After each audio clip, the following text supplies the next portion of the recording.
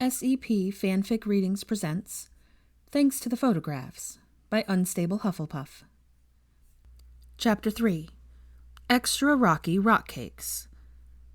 Hermione had been back at Hogwarts for nearly a week, and she had still yet to see Hagrid. He was not present at mealtimes in the Great Hall, and she hadn't even spotted him on the grounds.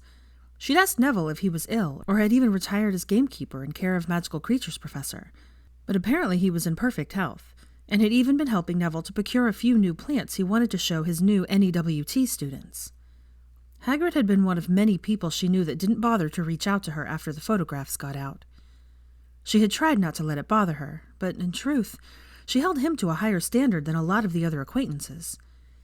It was heartbreaking to know he'd taken Ron's side in all of this, especially when he'd helped them rekindle their friendship more than once while they were growing up. Hagrid had never taken sides until now. Finally, on Monday morning, when Malfoy had asked where the oaf was, to which she responded by elbowing him in the ribs, she decided to take matters into her own hands and visit him down at his hut. She was shaking with nerves the entire walk down, and the summer heat did not help alleviate the sweatiness of her palms. She stood on his doorstep for a good 5 minutes, wiping her hands on the skirt of her dress and focusing on every inhale and exhale before raising her fist to knock. She nearly burst into tears when she heard his gruff voice on the other side of the door saying, I'm coming. The door swung open, and there stood Hagrid, exactly how Hermione remembered him. Well, sort of. The Hagrid she remembered would have been able to meet her eye. Hello, Hagrid, she said tentatively. May I come in? Yes, of course, Hermione, he stammered, still refusing to look at her. The parts of his face that weren't obscured by his grisly mane and beard were bright red. He stepped aside to let her in, bowing his head. Come on in, I suppose. She slowly entered, looking around warily.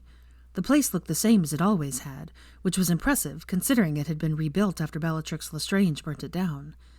It was still a mess, had a strange and slightly unpleasant smell, but an overall cozy and welcoming feel. She sat down at the table, tall enough now that her feet actually reached the floor, as long as she sat at the edge of her chair. Hagrid shut the door behind her, then hurried over to the cupboard, muttering to himself. He appeared on edge, to say the least. That did nothing to calm her nerves. In fact, it only made them worse, and she had to wipe her hands on her dress again under the table. A painfully long amount of time passed before he sat down across from her in his massive chair and placed some of his famous rock cakes on the table. She didn't know what to do or say, so she took one and thanked him. She almost swore she could feel her teeth breaking, but refused to complain. These cakes would have been her parents' worst nightmare. A minute passed, and Hagrid still hadn't raised his head. He was pretending to be deeply fascinated in the wood on the table, tracing the little lines with the tip of his finger. It was something Ron often did when avoiding his mother's glare. Hermione cleared her throat and set down her half-eaten cake, determined. It's good to see you again, she said softly. I've missed you while I've been away. Oh, yeah, that's good, Hermione. Good of ya. The mastery, that's real impressive. Always knew you'd do something, good like that.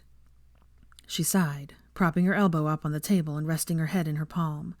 Her heart was slowly sinking further and further in her chest. Hagrid, would you please look at me? I'm awfully sorry, but I don't understand what I've done to upset you so much. Hagrid looked up at that, went bright red again, and averted his eyes. He sniffed loudly.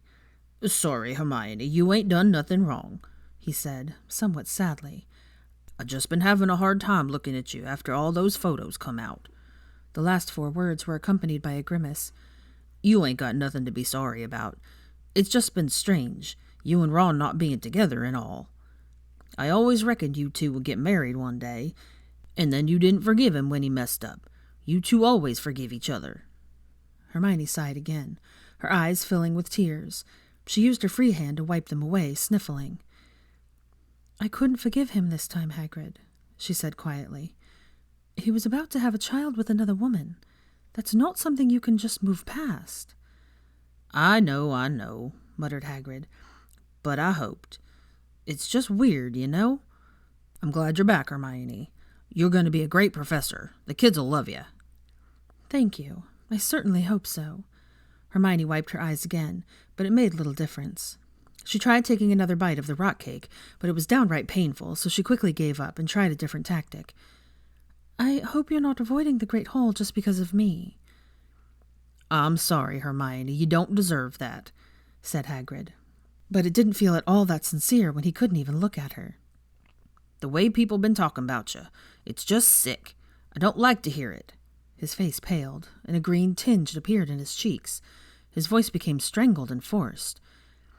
Anyways, I gotta get Fang. He's out back in the forest. It's good seeing you, Hermione. Hermione nodded, frowning.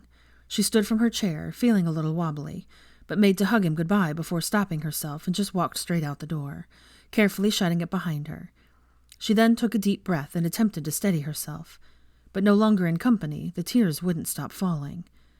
A small part of her had hoped that Hagrid just felt too awkward to contact her, but she was certain now that wasn't the only reason. He expected her to still be with Ron and blamed her for running away. The ache in her chest that she felt at the realization was impossible to ignore. Neither was the list of people she worried held the same expectations.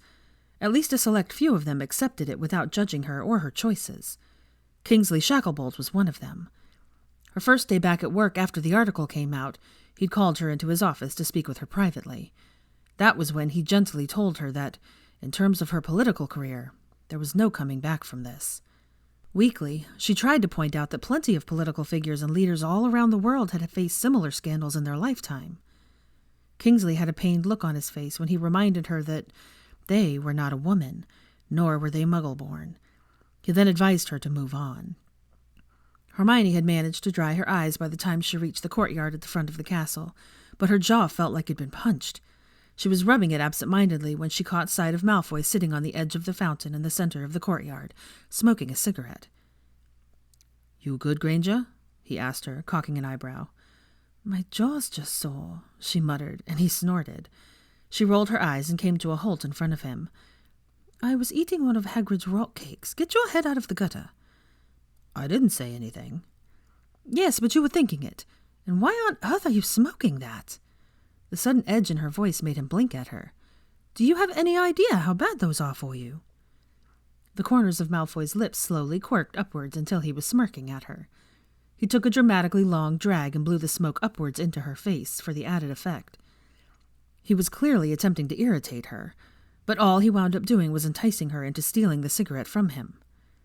"Excuse me, that was mine," he said, though he didn't sound at all bothered. If anything, he sounded amused. "I thought you said those were bad." "They are," she said, exhaling the smoke. She closed her eyes, feeling much calmer. The sun on her face definitely helped. "They can cause cancer, lung disease, tooth decay, premature wrinkles, all sorts of awful things. But I haven't smoked in weeks, and it's your fault for blowing it in my face." Malfoy chuckled, and she opened her eyes to find him shaking his head in what appeared to be exasperation. "You never fail to surprise me, Granger. I take it that's a habit you picked up in Venice." She nodded in response, then was struck by a startling thought and opened her eyes to look at him. "Where did you pick it up from? Cigarettes are a Muggle commodity, you do realize." "Theo and I were out one night getting drinks in Muggle London," he said, with a half-hearted shrug. He looked away from her, his mouth set in a flat line. "We saw some bloke smoking one, and Theo wanted to try it. The habit sort of stuck." "So you... what?" Hermione said, amused. "Slipped into Muggle London every week to stock up? Don't you still live at Malfoy Manor?" "Technically, I live here now," he said slowly, looking back at her curiously. "But yes, I did." "So what does your mother have to say about this little habit of yours?" He rolled his eyes. "My mother used to send a house elf to search my room for them, and I had to keep moving my hiding place. My father tolerates the habit even less." Hermione froze on inhale and started coughing. Her throat burned painfully. She looked at Malfoy with wide, watering eyes. "I thought your father was in Azkaban." "Got out early on good behavior last November," he said with a slight grimace. "Home just in time for Christmas." "You don't sound happy about that," said Hermione at once. Malfoy raised his eyebrows at her. "Did you expect me to?" I guess not," she said awkwardly, shrugging. "I don't know." Then she paused, thinking. Judging by the apprehensive look on his face, He knew that she was putting the pieces together. "Is that why you're here? To get away from him?" Malfoy was silent for a moment, watching her. He then reached over to take his cigarette back and took one long drag before putting it out. He got to his feet, drawing his wand, and Hermione instinctively stepped back. His brow was furrowed as he turned away from her and directed his wand at the cigarette, vanishing it with an effortless swish of his wrist. "Among other reasons," he said at last. The majority of the next few days were spent hunched over the copies of the previous Transfiguration curriculums for each year. Hermione didn't think it was necessary to create an entirely new curriculum, as it was already exceptional in her eyes, but a few additions couldn't hurt. The subject matter had expanded incredibly since she'd first begun studying it. The number of improvements and alterations was astounding, and she was proud to say that she helped with 1 or 2 of them. In an effort to include them all, she'd borrowed so many copies of Transfiguration Today from Minerva that she'd had to charm them to float behind her rather than carry them. They were now spread out across the floor of her living quarters, so that every edition remained in her line of sight. Multiple cups of tea were sat all around the main room, and though the place looked like a mess, she hadn't felt more at home since she'd returned. It took Neville climbing out of the portrait hole for her to look up from her work for the first time since breakfast. He stumbled to a stop, realizing his path was blocked, and met her gaze with a cheeky smile. "Well, that answers my question." Hermione focused back on the third-year outline, dipping her quill in ink. "You weren't at lunch," said Neville, and her eyes snapped back to his. "I came to check that you were all right."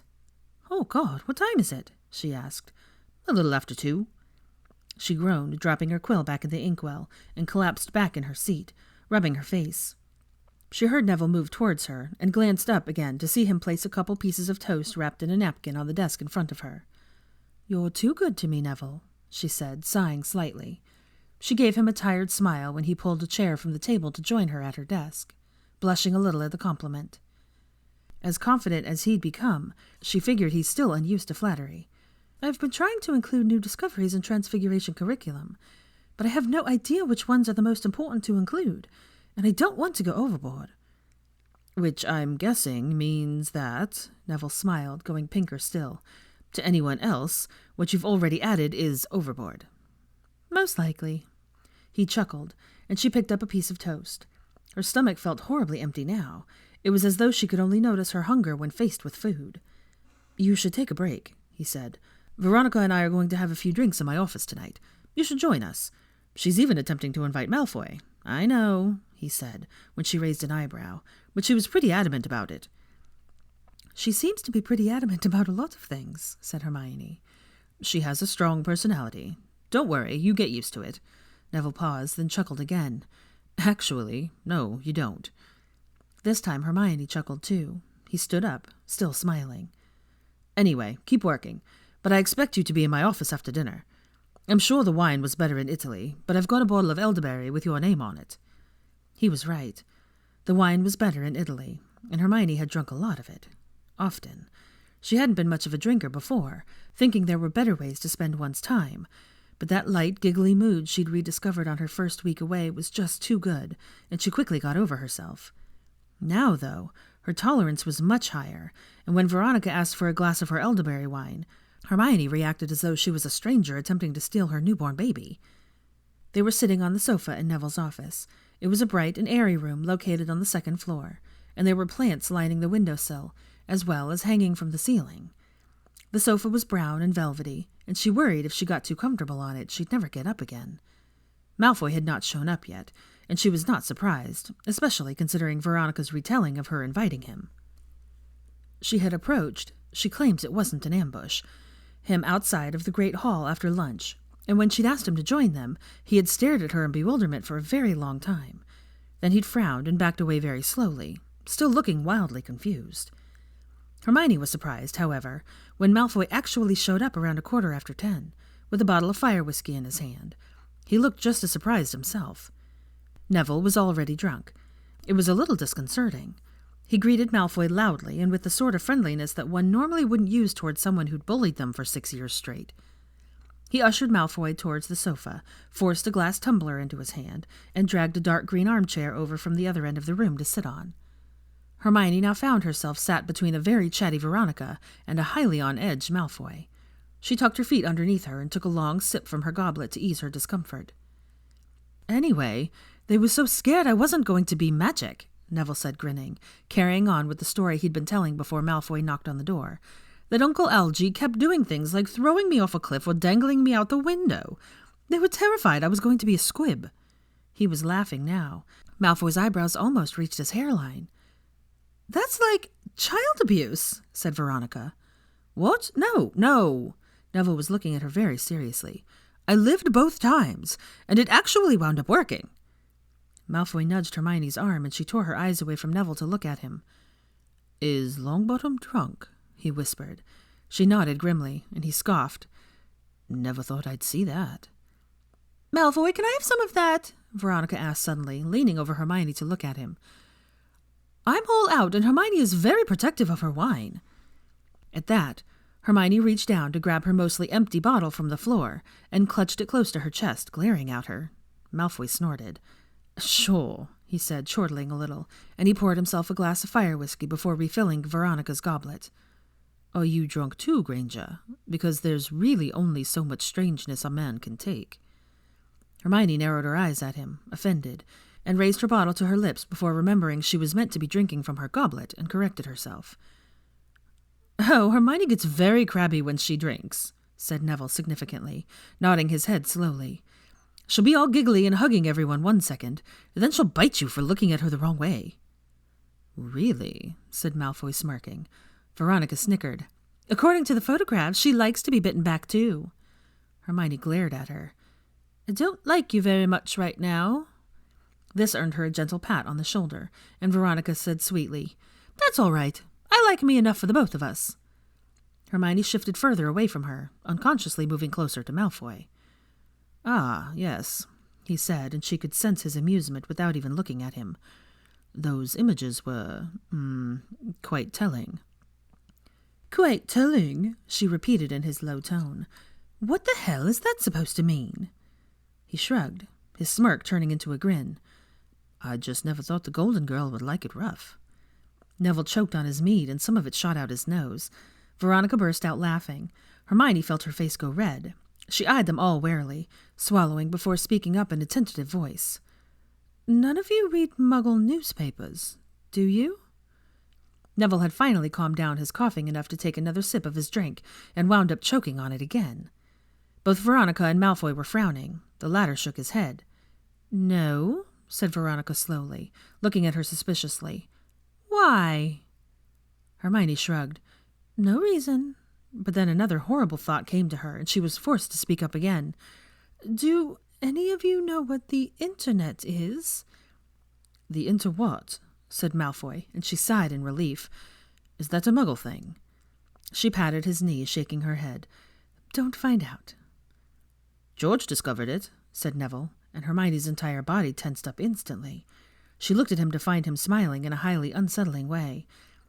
One of his employees is Muggle-born and showed it to him. Hermione's mouth fell open. He didn't... She gulped. He didn't show Ron, did he? Neville stopped smiling then, and thankfully shook his head. Don't worry. George told Hannah one night that he was drinking at the Leaky Cauldron. He got really freaked out when he let it slip and made her swear not to tell anyone. Hermione raised her goblet to her lips, horrified, and mumbled, So George has seen me naked now. Great. And then proceeded to empty its contents. Wait, said Malfoy slowly, and she could practically hear his brain working to connect the dots. Are you saying that... New topic! Veronica laughed, and it was high-pitched and annoying. Hermione feared she wasn't going to let this one slide, but thankfully she did have some of those famous Hufflepuff qualities and saved Hermione from further embarrassment. Minnie said you were studying under Malcolm Adler, she said. I've read about some of his work. He seems really impressive. Cute, too. What was he like? Or not. Great, said Hermione shortly. Really smart man. Very dedicated to his craft. Moving on. Why so cagey, Granger? She did not like the way Malfoy was looking at her one bit. Something you want to share with the class? Neville was now frowning at her, looking thoughtful. She quickly changed the subject again before his alcohol-riddled brain came to a conclusion.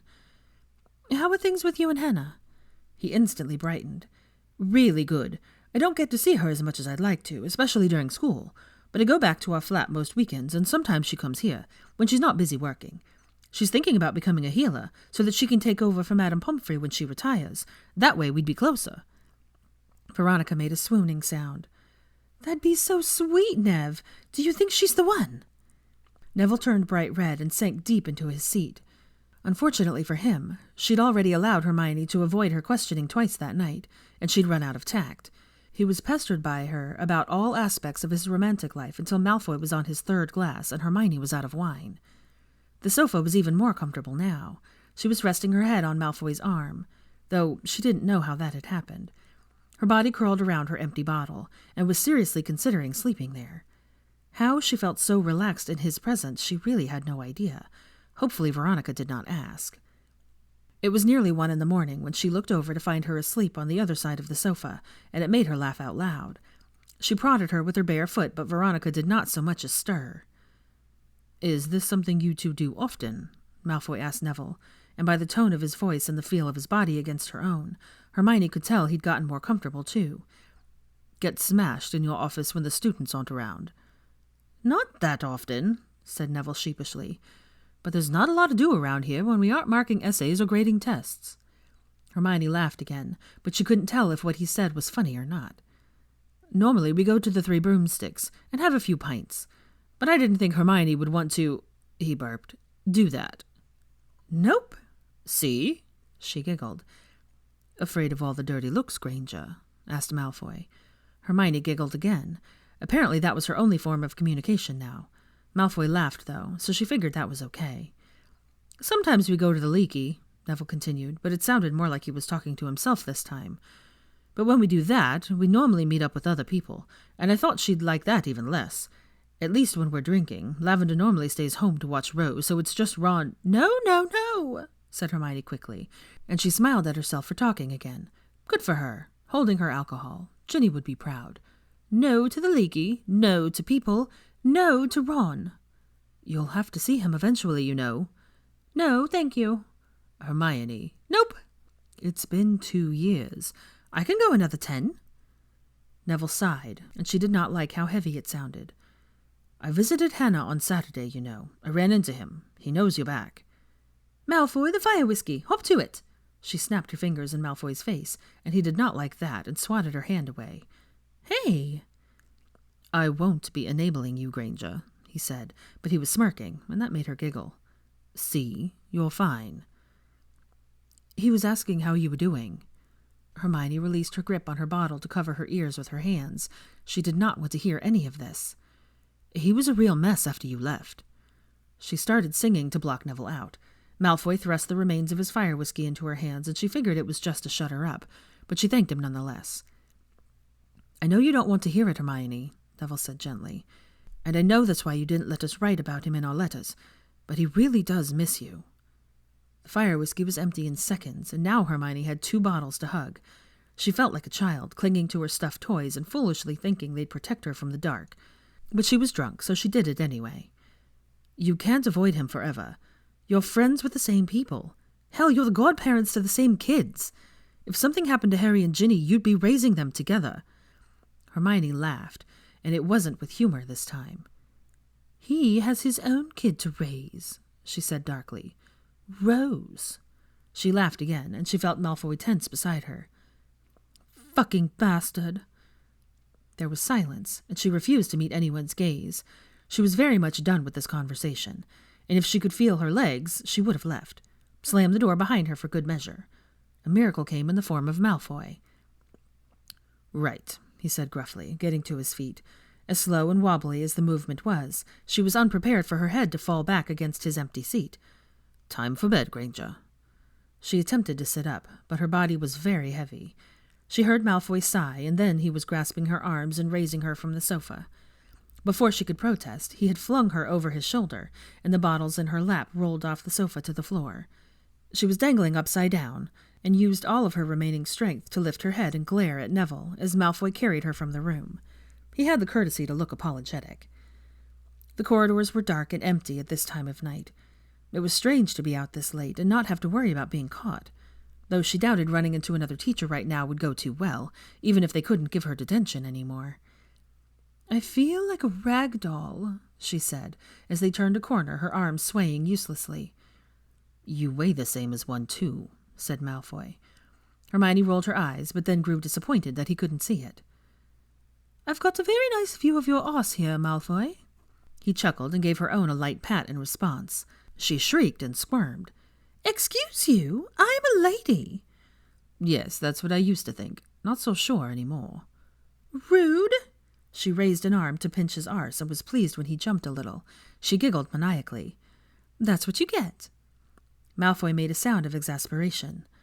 "You are a child," he said in disbelief. "The fact that you and the weasel were ever together is starting to make a lot more sense." Hermione pinched his arse again in anger, and then yelped when he did the same to her. "Revenge, Granger," he said innocently. "It was perfectly warranted." "Arse?" she muttered bitterly. Indeed." He sounded amused now. She did not like it. "I could bite you, you know," she said, just as he came to a stop. She heard him repeat the password to her living quarters and wondered briefly how he came to know it. The portrait swung open, and he carried her inside, chuckling. "Go ahead, Granger," he said. "Apparently you're into that sort of thing." She growled and bit him, like an animal. It wasn't her best moment. "Fuck! That actually hurt!" Malfoy was walking quickly, likely eager to put her down, and she heard him kick open her bedroom door. "You are a mean drunk, you know that?" Hermione didn't have time to answer before he flung her backwards onto her bed. She landed roughly in the middle of it with an oof sound, and immediately stretched her legs out to kick him. She forgot that she'd already learned this lesson and received a slap to her calf. This only egged her on. "Hey, Merlin, what the fuck?"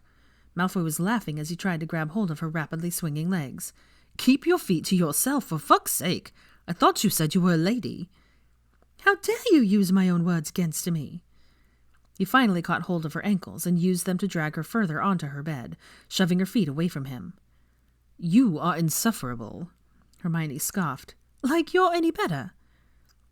Malfoy moved towards the door, laughing still, and she held up her middle finger by way of saying good night. He happily returned the gesture, grinning and shaking his head in exasperation, as he shut the door behind him. Hermione twisted herself around so that her head could replace her feet on the pillow, and struggled to get under the blanket, giggling to herself despite the tremendous effort it had taken. Sleep came easy that night, thanks to the alcohol, and she dozed off with a smile on her face, for the first time in a very long time.